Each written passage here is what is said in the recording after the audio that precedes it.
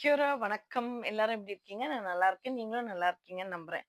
நம்ம ரொம்ப நாளா எதிர்பார்த்துட்டு இருந்த ஒரு அனௌன்ஸ்மென்ட் வந்து நியூசிலாந்து இமிகிரேஷன் வெப்சைட்ல வந்திருக்கு. நான் வந்து அத வந்து தமிழாக்கம் பண்ணி உங்ககிட்ட நான் சொல்றேன் ப்ரிசைஸா. ஆ இந்த new new type of visa பத்தி நம்ம YouTubeல மம்மாவி கிவி தமிழச்சி நம்மளுடைய சேனல்ல வந்து விரிவா பேசியிருக்கோம். 2 டிஃபரண்ட் வீடியோஸும் போட்டிருக்கோம். அதோட ரெக்வயர்மெண்ட்ஸ் பத்தியெல்லாம் நெறைய நான் சொல்லியிருக்கேன். முக்கியமானது வந்து இதுக்கு வந்து இங்கிலீஷ் எக்ஸாம் வேண்டாம். அக்ரிடிட்டட் எம்ப்ளாயர் வொர்க் விசா கடியில வர 2 டைப் ஆஃப் விசா தான் 8த் ஆஃப் டிசம்பர் 2025ல இருந்து ஓப்பன் ஆகப் போகுது. ஒண்ணு வந்து global work force seasonal visa. இன்னொன்னு வந்து பீக் சீசனல் விசா.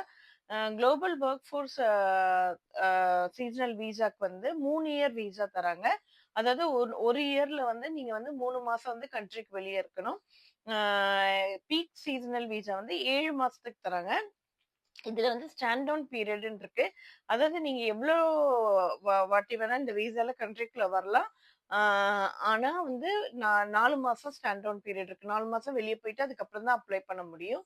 சோ இது 2 டைப் ஆஃப் விசாக்கு வந்து அக்ரிடிட்டட் எம்ப்ளாயர் வேணும். ஆ so global work force seasonal விசாக்கு நீங்க பார்த்துக்கிட்டீங்கன்னா, எம்ப்ளாயர் வந்து அதாவது லேபர் மார்க்கெட்ன்னு சொல்றாங்க. அதுல வந்து இருக்கணும்னு அவசியம் கிடையாது. அதாவது இங்க அட்வர்ட் பண்ணிட்டு, இங்க நியூசிலாந்து எம்ப்ளாயீஸ்க்கு ஃபர்ஸ்ட் பிரெஃபரன்ஸ் குடுத்துட்டு, அ அப்படி கிடைக்கலன்னா வொர்க் அண்ட் இன்கம்ல போயிட்டு, அங்க இருக்கிற பெனிஃபிட்ல இருக்கிற ஆளுங்களுக்கு வந்து இதுக்கு சூட்டபிளான பார்க்கணும்னு அவசியம் கிடையாது.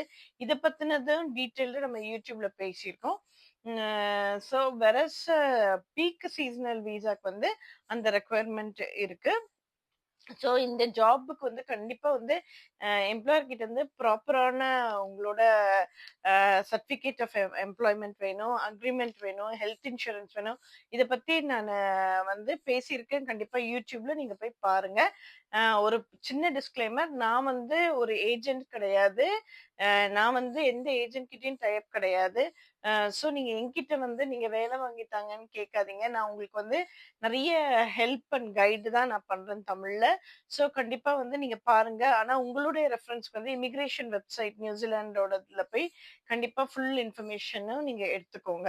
அதே மாதிரி ஸ்கேம்ஸ் அண்ட் ஃப்ராட்ஸ்ல நீங்க பைசா குடுத்து ஏமாந்துராதீங்க.